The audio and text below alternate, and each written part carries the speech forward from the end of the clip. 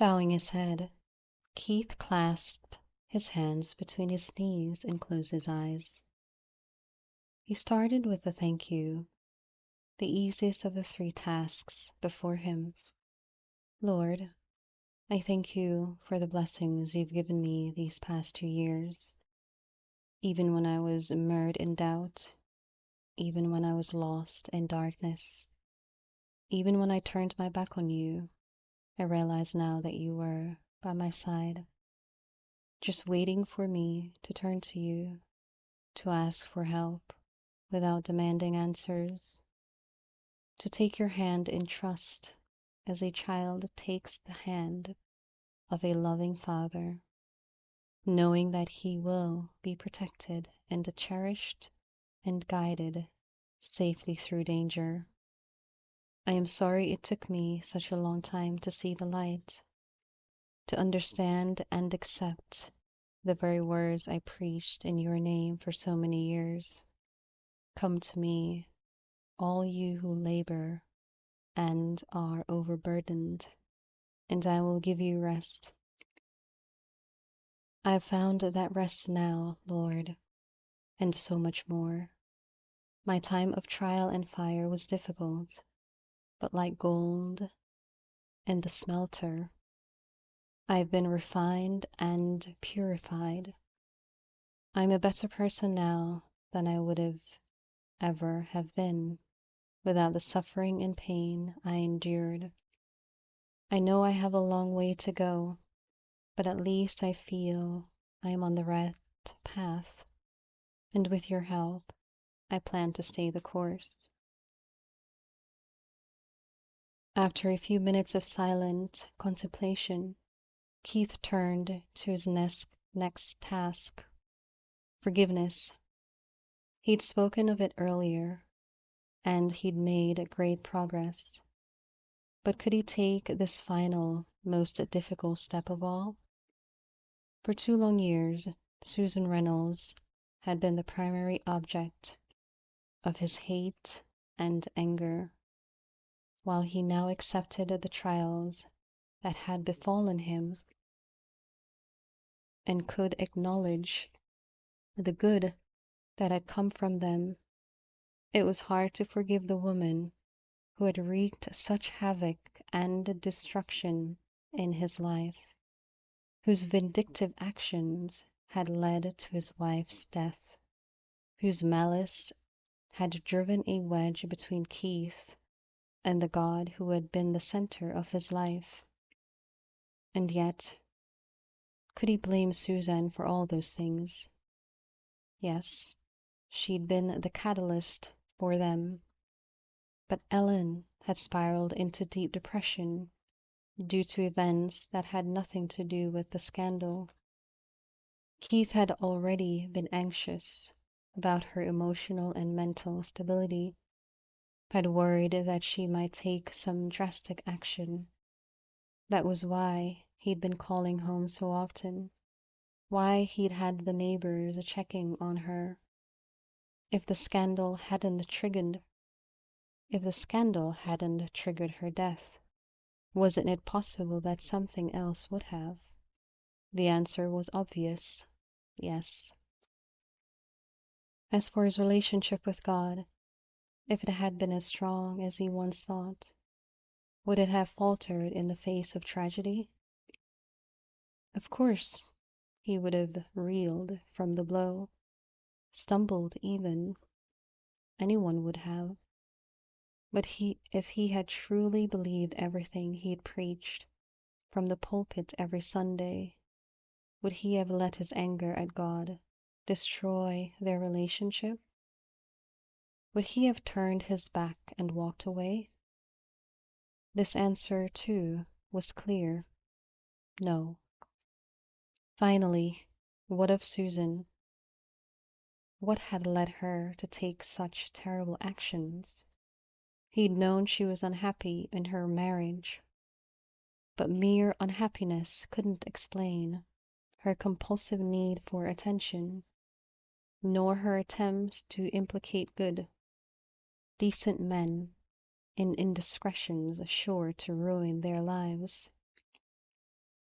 Evil did exist in the world, of course, and perhaps that was what had motivated Susan.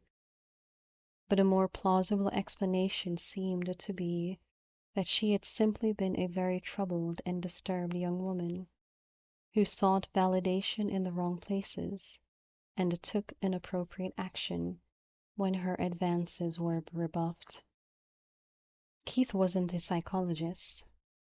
The puzzle of Susan's mind was beyond his ability to assemble, but he was a Christian, and he knew that the Lord wanted him to do, difficult though it was, calling forth every ounce of his compassion. Keith once more bowed his head. Lord, I acknowledge now that I can't blame Susan for everything that went wrong in my life. Ellen's problems weren't her fault, nor did she bear responsibility for my shaky faith. Her actions were wrong, and they triggered tragedy, but it was tragedy waiting to happen.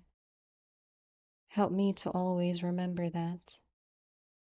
And I ask that you soften Susan's heart wherever she is, so that she can feel the healing touch of your spirit. Help her to find a healthy way to deal with the problems she has.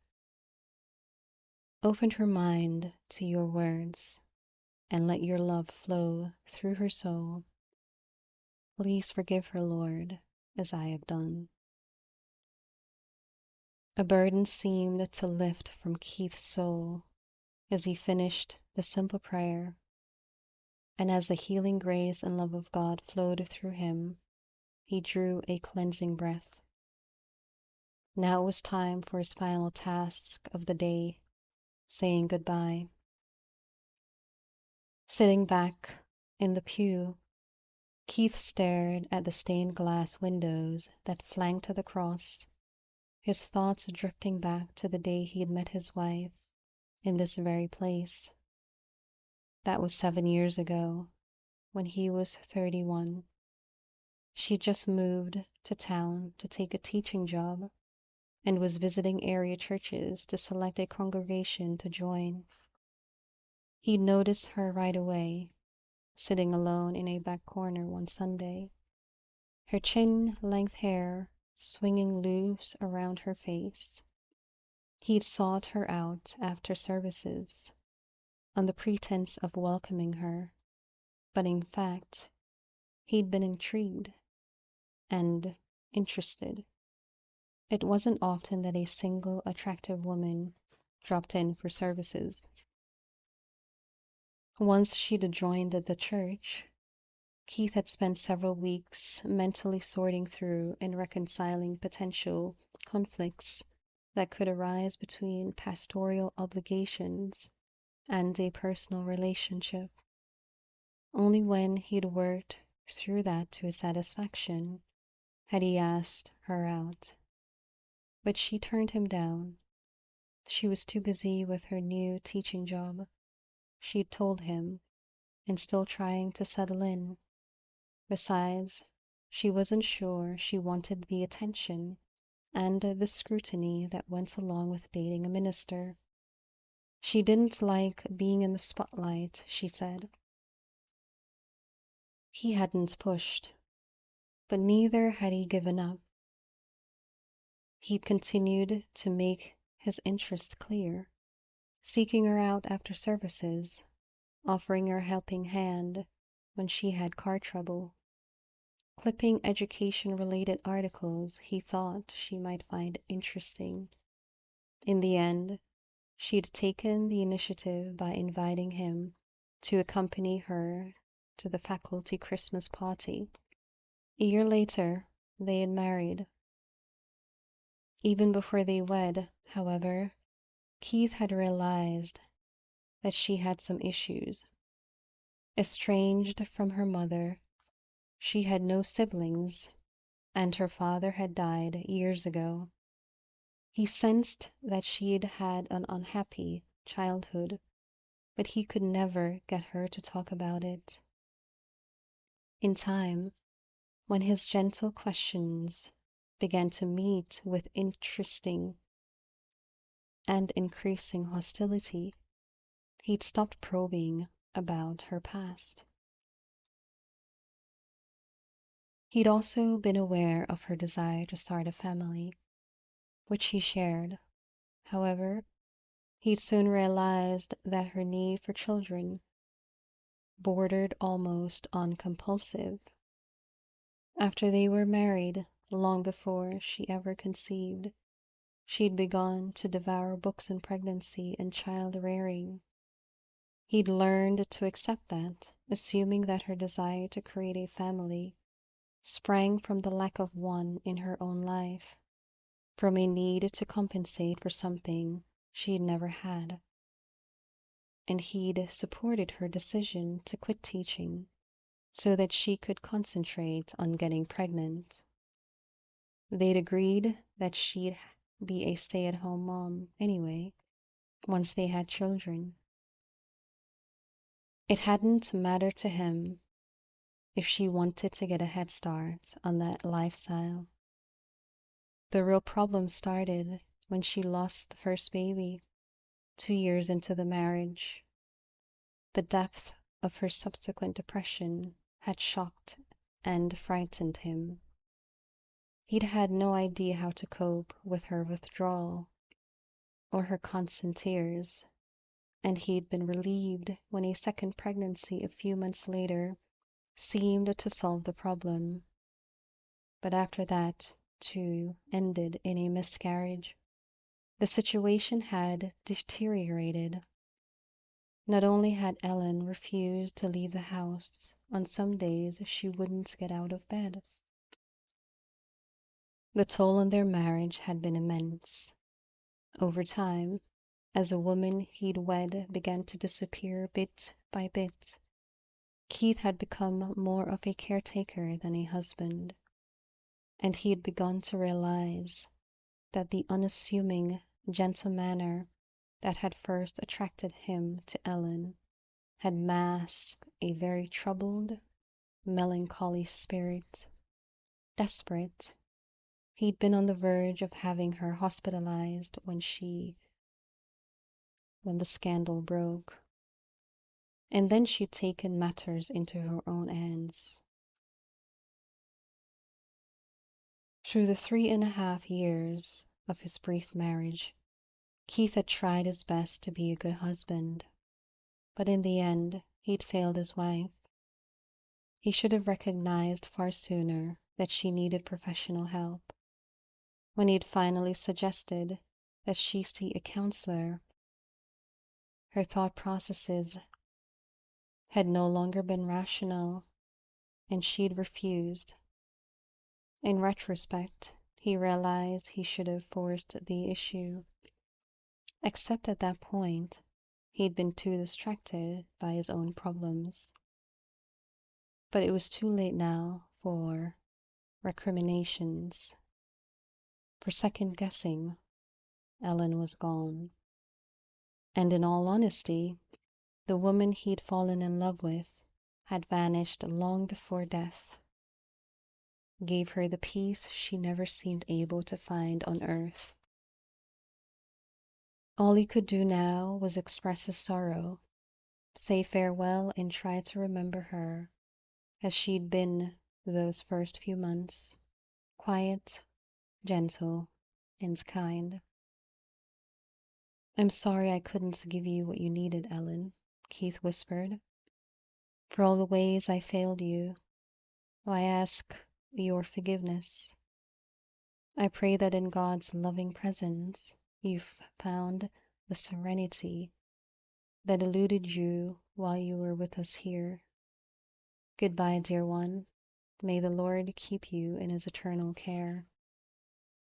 For a long time, Keith sat in the silent church, letting the peaceful stillness refresh his unburdened soul. But finally he checked his watch. He'd promised to return his father's car early in the evening, and it was a long drive back to Missouri. It was time to go. Rising Keith took one more look at the sanctuary. Already it seemed a part of his past, a past that had shaped who he was, but which no longer had the power to deny him a future. Moving to the back of the church, Keith stepped outside without a backward look, pulling the door shut behind him with a decisive click. Now he could face tomorrow with a clean heart and a soul attuned to the Lord's voice.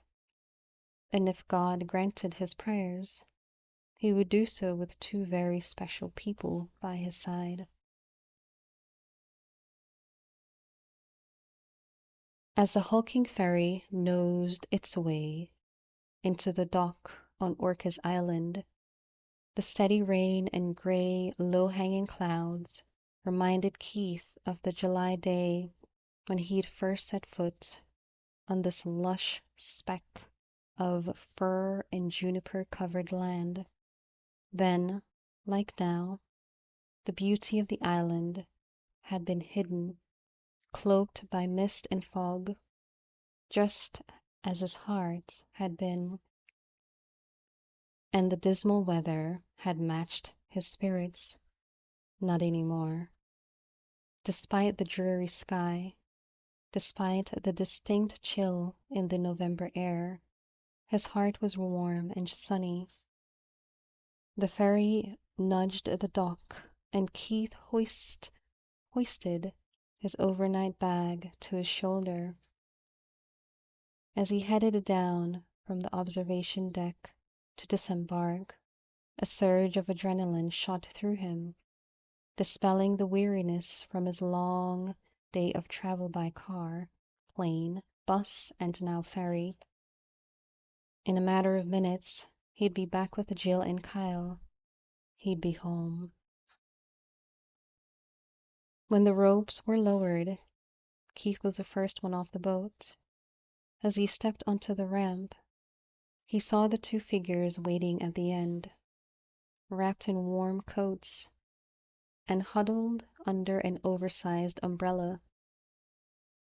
Even through the gloom, Keith could feel the warmth of Jill's welcoming smile, could see the excitement on Kyle's face.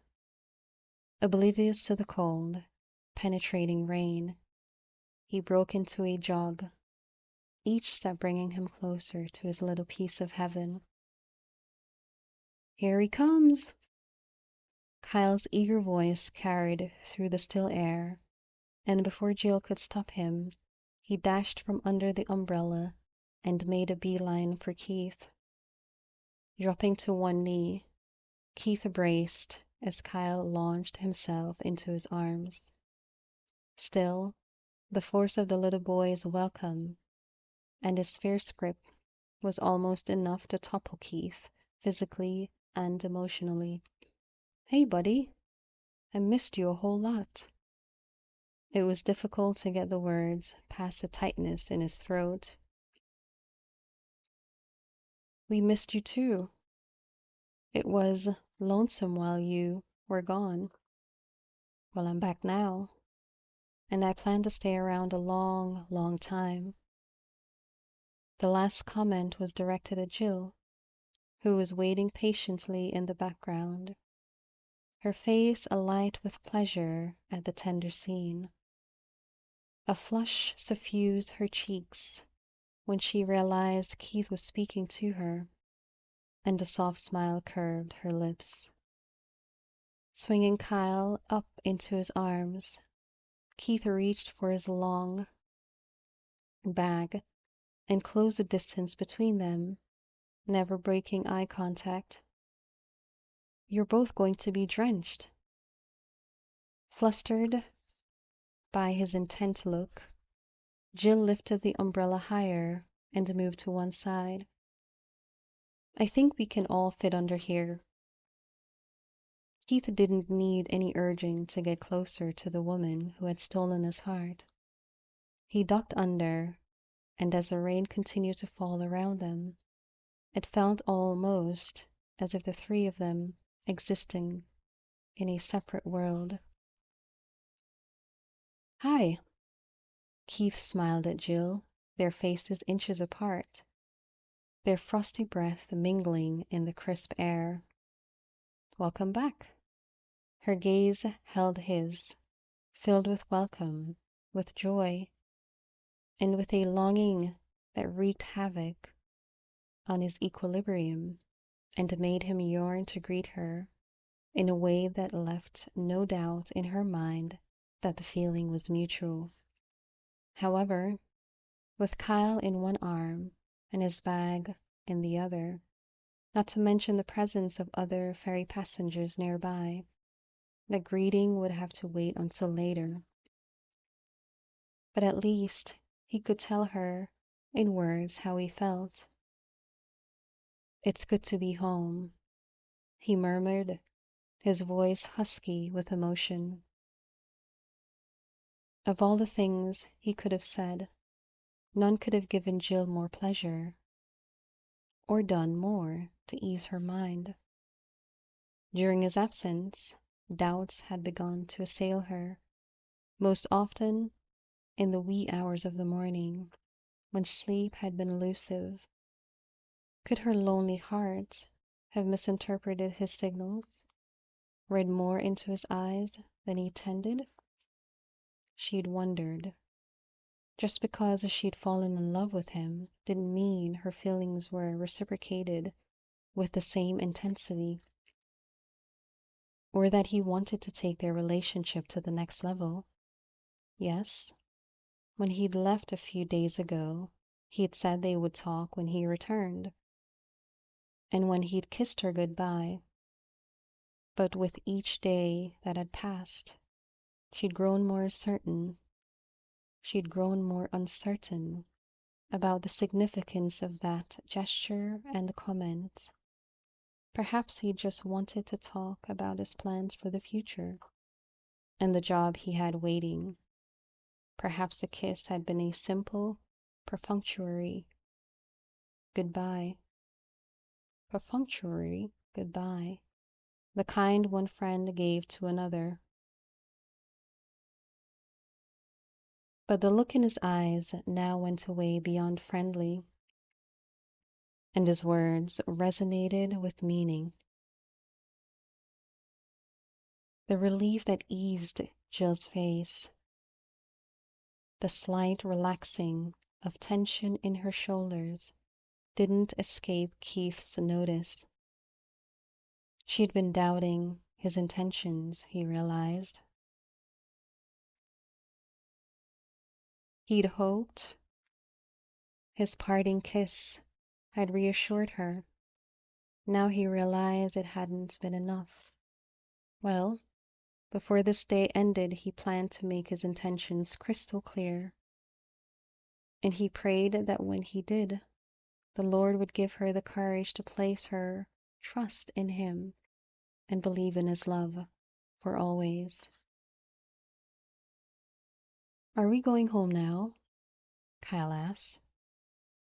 We're having turkey for dinner, and dressing, and mashed potatoes, and Jill baked a chocolate cake. Sounds like Thanksgiving. Keith shot Jill a quizzical look. We have a lot to be thankful for. I thought it would be nice to anticipate the holiday a little. I agree. His eyes softened as he gazed at her. Once more he was tempted to kiss her. Once more he held off for a more appropriate time, when he could do the kiss justice. Would you like me to drive? He offered. No. She led the way back to the car as he huddled under the umbrella. You've had a long day. Why don't you just sit back and relax? We have a surprise for you, Kyle told him as they reached the car. Oh? Are you going to tell me about it? Keith leaned down to help the boy buckle his seatbelt. No, it wouldn't be a surprise then. Kyle gave him a gap-toothed grin. Say, what happened to the tooth? For the first time, Keith noticed that one of his front teeth was missing. It fell out. It was just a baby tooth. Jill says a new tooth will grow here now. That means I am growing up. Not too soon, I hope. There are lots of little boy things I want to do with you first. Once on the road, Jill covered the distance to the far end of the island in what seemed like record time. Kyle kept up a steady stream of banter, his excitement causing him to stumble more than usual over his words.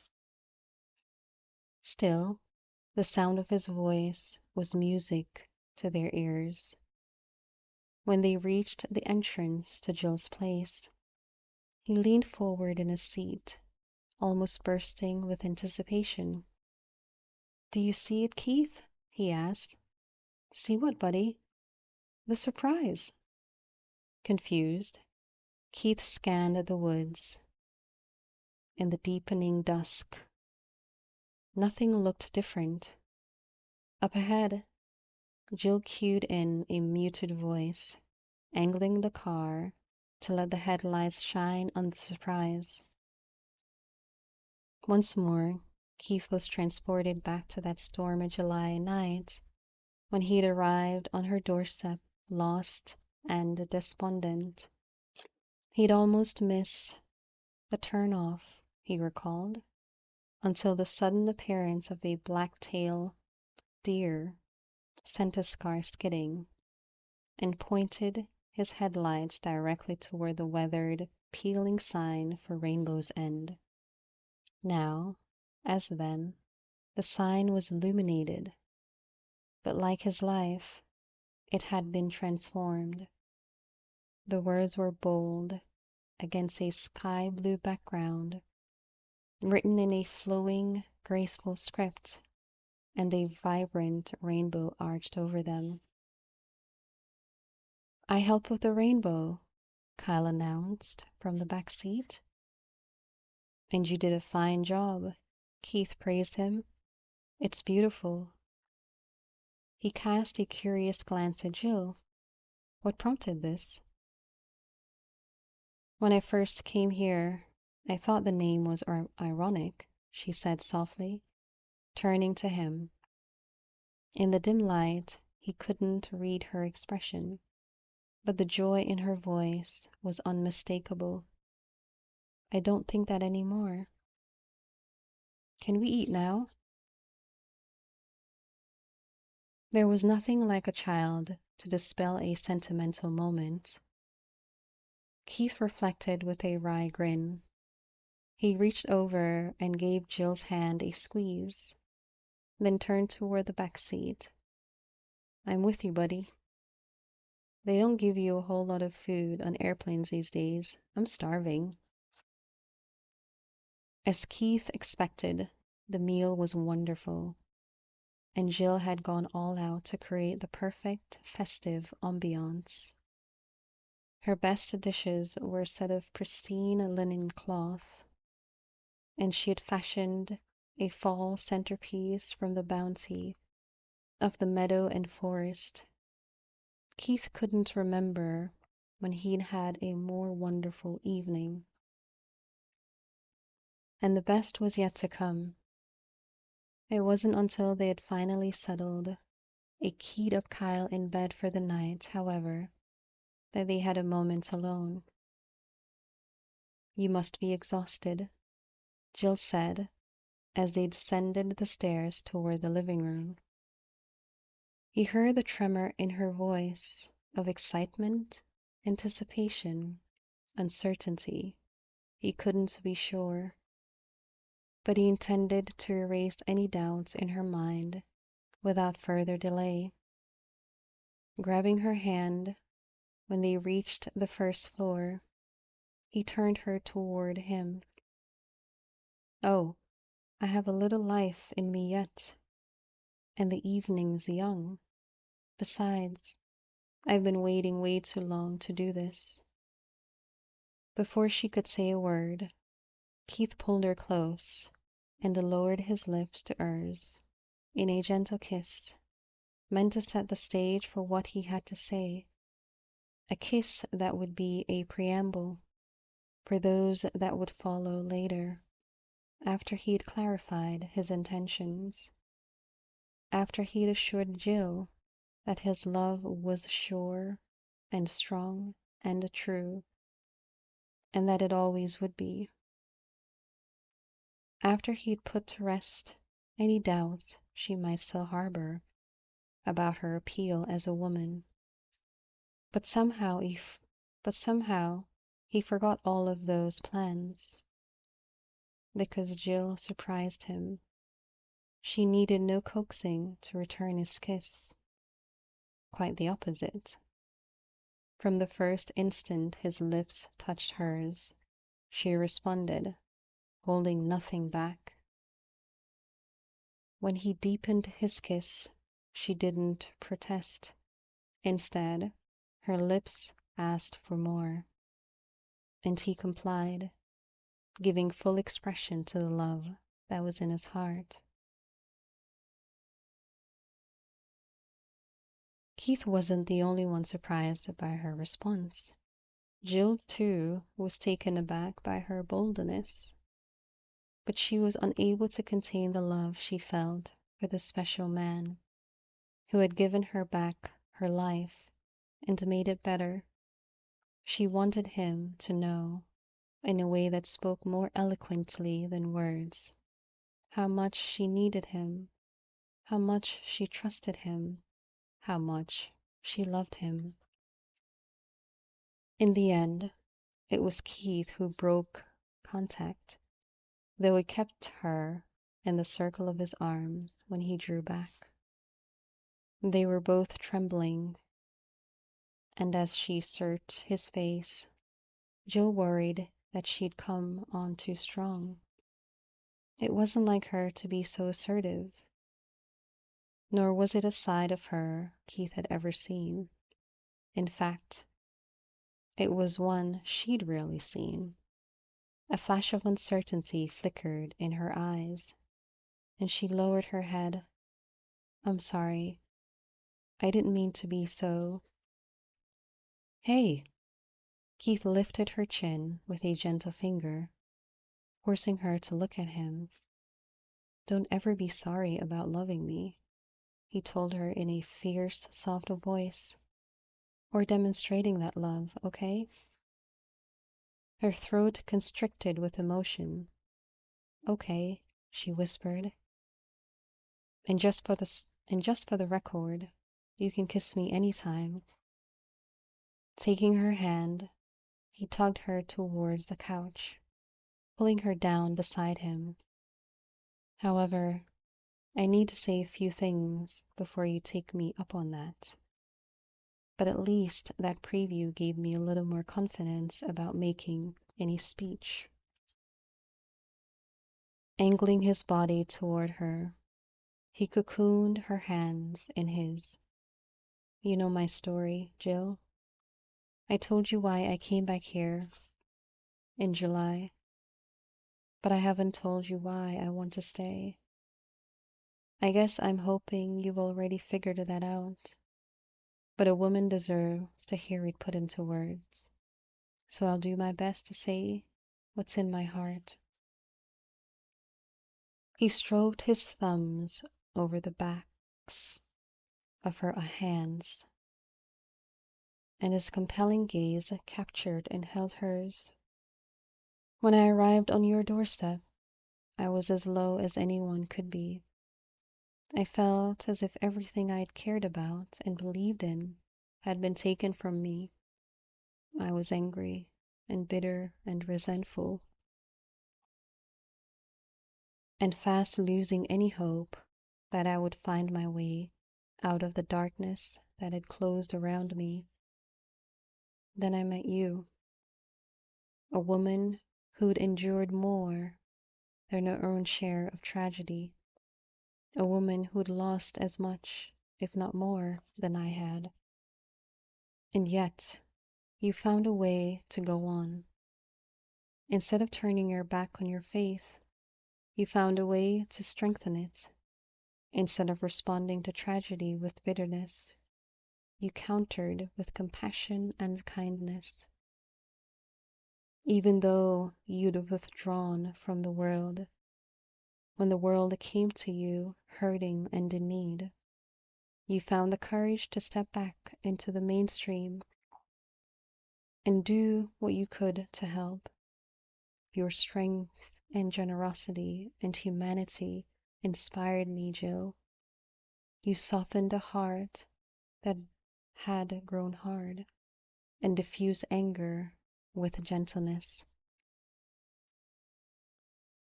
He stroked her disfigured face, his touch as soft as a butterfly's wing. I know you've always thought that these scars are an impediment to romance, that no one could ever see past them to the loveliness that lies underneath. But I can, Jill. When I look at you, I see a woman filled with compassion and spirit and character. I see beauty. I see the woman I love. Withdrawing his hand, Keith reached into his pocket of his slacks and withdrew a small black velvet box. When he flipped it open, a large, square-cut diamond flanked by two smaller stones winked back at them from an old-fashioned platinum setting. This was my mother's engagement ring. It belonged to her mother before her. I always hoped to give it to the woman I married. Since Ellen preferred modern things, I never asked my father if I could have this ring until last week. The intensity of his eyes took Jill's breath away. I don't have much to offer you in the way of material things, Jill. I'll be starting over, but I can offer you all my love for always, and a promise that whatever I have in the future will belong to you. I can also promise you that I'll do my best to be the kind of father Kyle deserves, the kind of dad my father was to me. I never expected to be blessed with a second chance at love, nor a ready-made family, but I'll be grateful every day of my life that God brought me to your door on that stormy night. Easing off the couch, Keith dropped to one knee and took her hand. Jill, would you do me the honor of becoming my wife? Tears blurred Jill's vision as she looked at the wonderful man kneeling before her, the man who had given her just as much as he claimed she had given him, a new life for one, a life she wanted to share with him. I love you, Keith, she whispered, her voice choked. A smile whispered at the corners of his mouth. Is that a yes? Yes, yes, yes, yes, yes. As his smile blossomed into grin, he slipped the ring over her finger. What would you think about a Christmas wedding? That's the best present I could ever hope for. Then let's seal this engagement the proper way. When she reached for her, when he reached for her, Jill went willingly into his arms. And as his lips claimed hers, she gave thanks for the gift of love that had graced her life, for a faith that sustained her through the dark times, and for the clear, bright dawn of a new day. Keith, too, said a silent prayer of thanks as he pulled her close. 2 years ago, he thought his life had ended, but here, in this place apart, He'd found a new life, a new love, a new family, and he'd found his way back to the Lord. The journey had been long and difficult, the destination often obscured by the fog of doubt and anger and bitterness. But in the end, that fog had been diffused by the warmth of God's love, like mist kissed by the sun, and His wondrous light had shone once again in Keith's heart. In his whole life, Keith had often preached about the presence of everyday miracles, of how the ordinary could become extraordinary if viewed through the lens of faith. That was how he viewed the love that had transformed his life, given in a simple, heartfelt way, the gift of a lovely, lonely woman and an abandoned little boy. It had rescued him from the darkness, illuminating his life with goodness and hope. If he lived to be 100, he knew it would always remain the greatest blessing he had ever received. And as Jill's sweet lips surrendered to his, as he lost himself in the warmth of her embrace, he thought once more of the sign she'd painted with such vibrant colors, rainbow's end.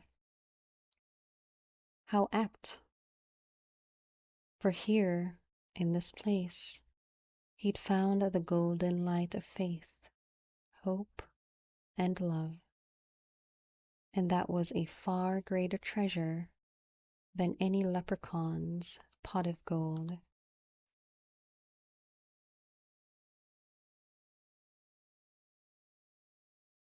All right.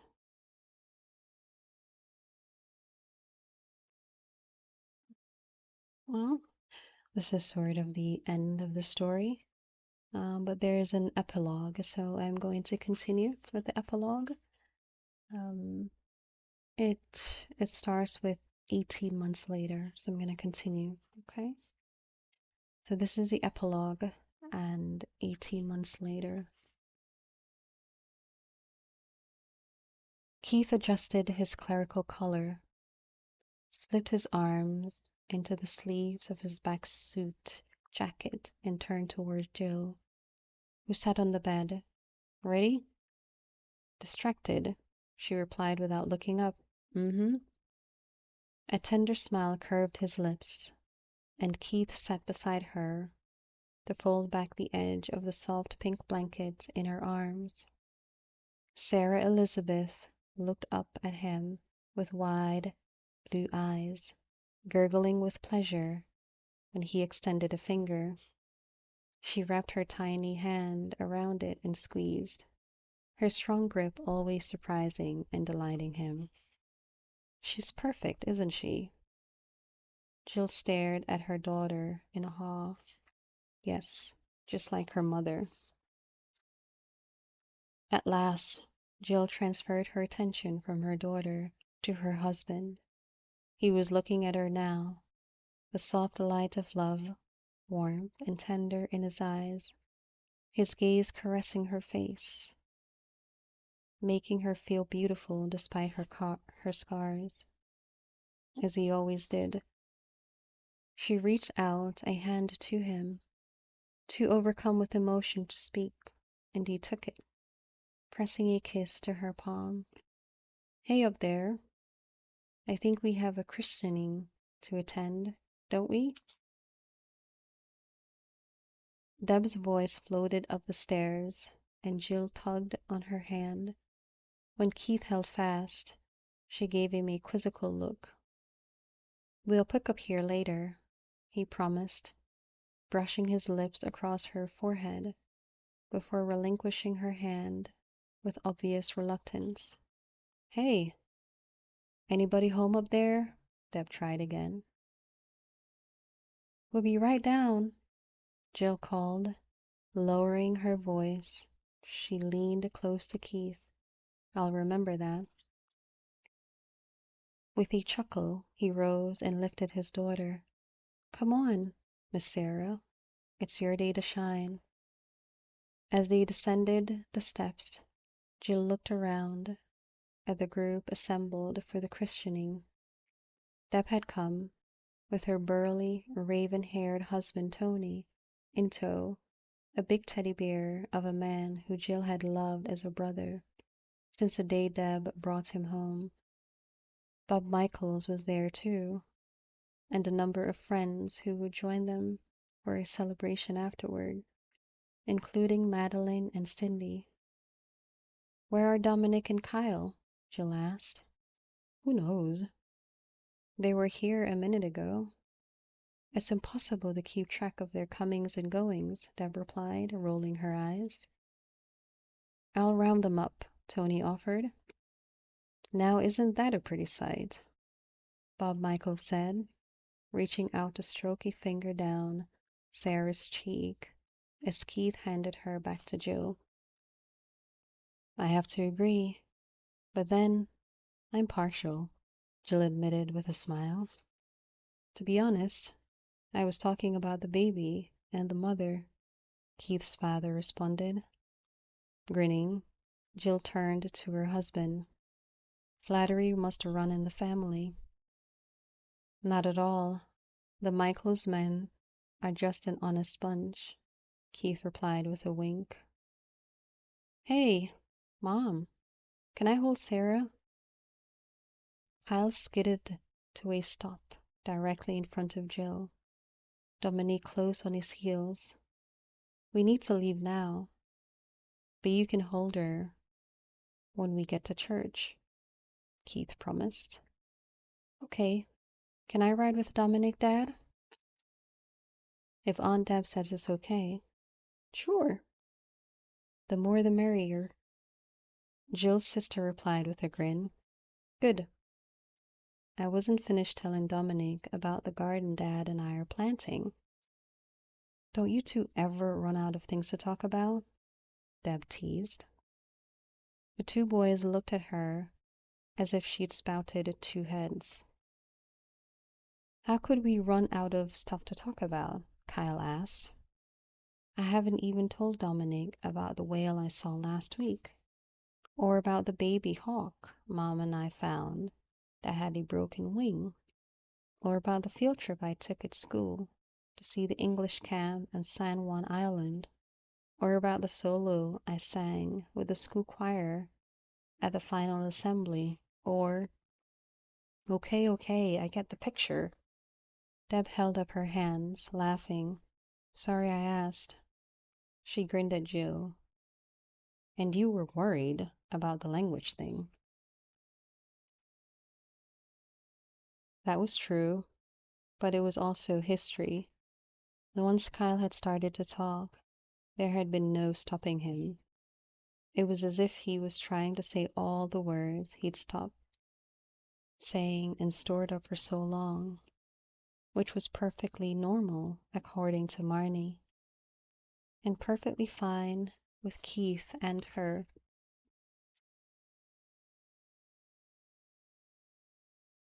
I think we'd better hit the road, Keith reminded everyone.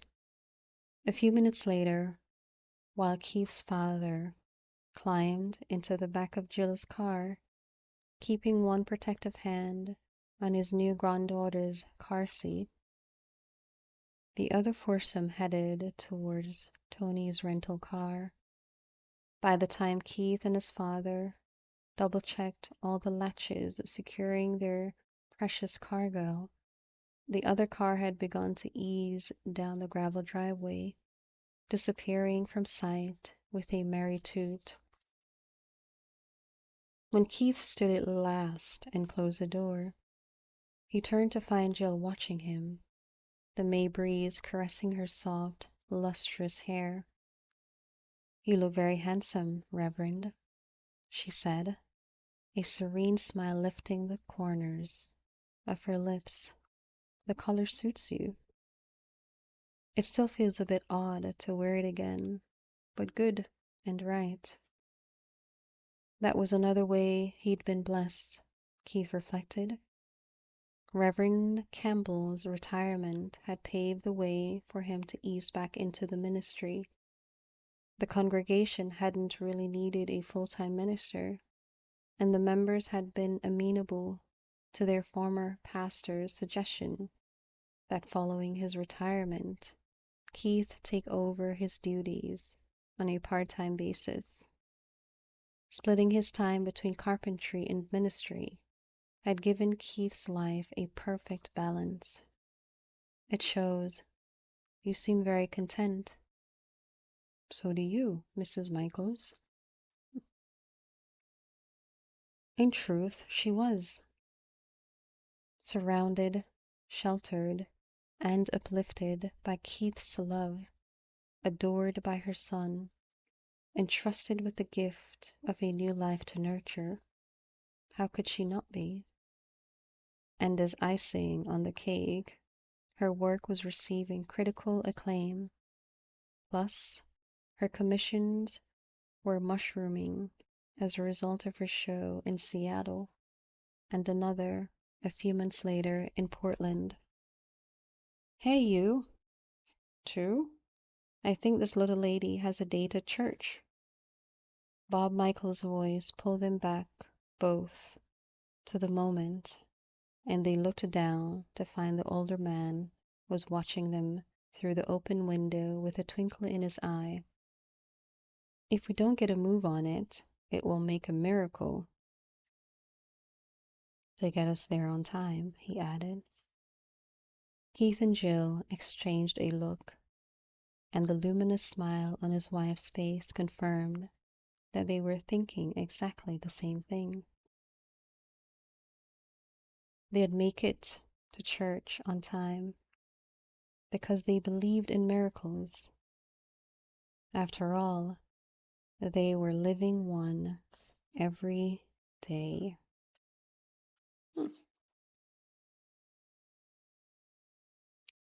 All right. So, this completes the reading of Rainbow's End. I hope that you enjoyed this story. I certainly did, but um, I do hope that I should say rather that I hope that the story has helped you sleep. You know, it's been a soothing, calming, sleepy effect on you. That's the whole point of me doing this. So, but that is the end of the story. I quite enjoyed it, and I hoped you did too, and that it helped you fall asleep and sleep very well.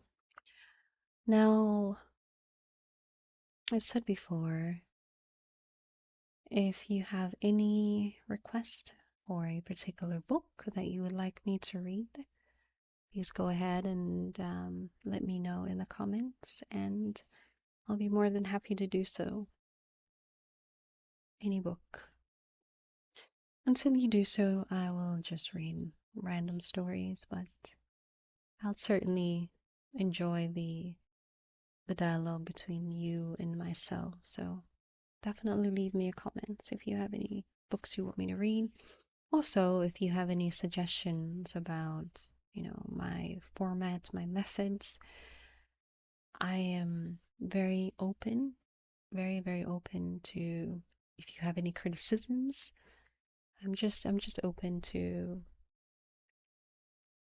any kind of feedback, open to all feedback. So also again, drop me a comment and I'll take it from there. As always, I hope that you are sleeping restfully and peacefully. And I hope that these readings are helping you, most importantly. All right, until I read to you again, be well and sleep well.